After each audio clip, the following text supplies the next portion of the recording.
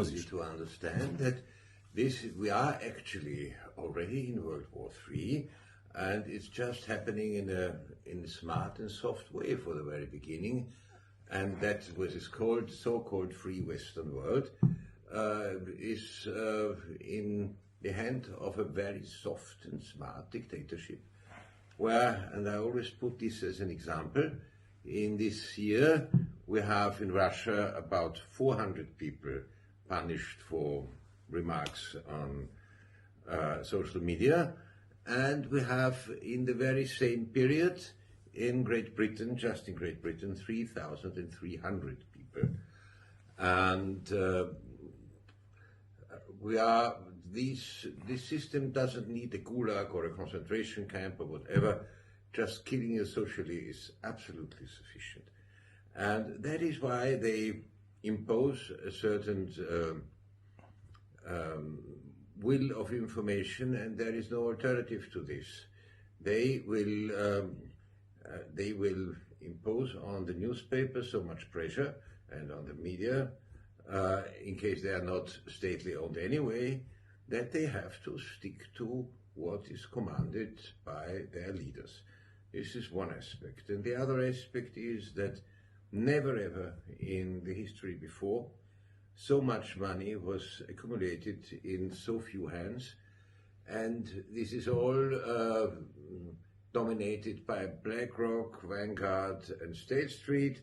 The three own each other, and they do now fantastic business with this war in Ukraine, because the same people who earn money when they deliver the ammunition and when they deliver the warfare, they have already their contracts with President Ukraine that in case they get the chance, they have the right to build up the same things which were destroyed now. So for them it's a win-win situation, and that is where we are. And against this enormous accumulation of money, there is little, I think, in the moment, Russia will have finally won the war.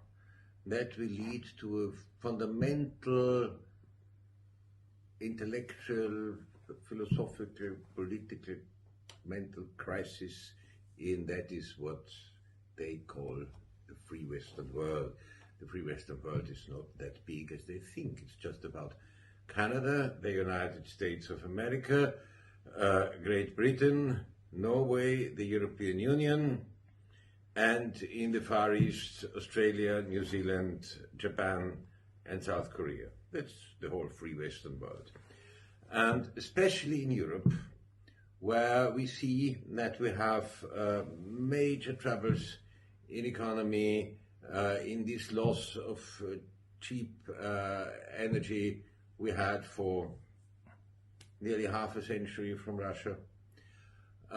People will be very, we have now, for example, in Austria, the biggest economic crisis since 1945. It's the first time since 1945, after the Second World War, that we had a recession 2 years, one after the other, and it's very likely that the recession will continue next year.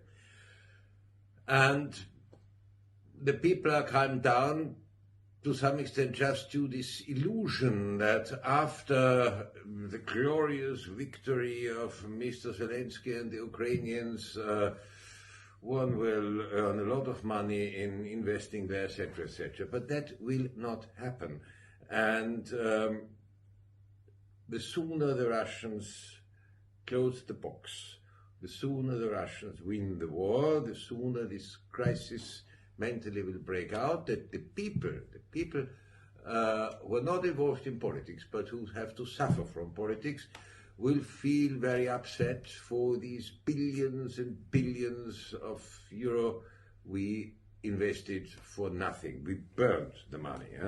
And it is a shame that my fatherland Austria, which is due to its constitution, dedicated to neutrality, and officially wise also did not send any money to support the Zelensky regime, on the other hand has to send money via the European Union, because we are those who pay into the budget of the European Union, And when they send then from Brussels money to Zelensky, we have to ask ourselves what a percentage of this money is coming from Austria. And people, believe me, they really do not. Is the hope that this monopolar system, which ended anyway already due to the American empire, is overcome now. And you see, you had, and I mentioned this before, the Americans managed to build up their empire after the Second World War due to this very old antique concept in politics, what already Polybius and Sallust and Cicero called the metus hostilis, the fear from the enemy. And of course, in this period immediately after the war, in the Cold War, when there was this very unpleasant communist dictatorship in the Soviet Union, people didn't like it and people joined the Americans. With the decline of the Soviet Union, there was for a period of about 10 years a monopolar system where just the Americans commanded the world because of you, forgive me, corrupt and drunken Mr. Yeltsin, who created the biggest crisis in Russia probably since the revolution. And this period of monopolar system ended already, and you find an interesting rule in history. That is what one calls the pentarchy, the system of the five powers. And that is, to my mind, all about BRICS. It is quite clear that after the monopolar system, now a new pentarchy is established. You know, you had pentarchies frequently in history. For example, in the Napoleonic Wars, you had France, Britain, Prussia, Austria, and Russia. And you count this down in various periods of history, and also due to mathematics, interestingly enough, this pentarchy works normally very well, because when you have two, they're just friend and enemy. When you have three, one is in the middle. When you have four, you have two friends and two enemies. When you have five, it's quite complicated. So it's a balanced system. The pentarchy is a very good balanced system, which worked extremely well for centuries in history. That is where we go back now, and four of the powers are already clear, and that is, on the one side, the United States of America and the European Union and Russia and China.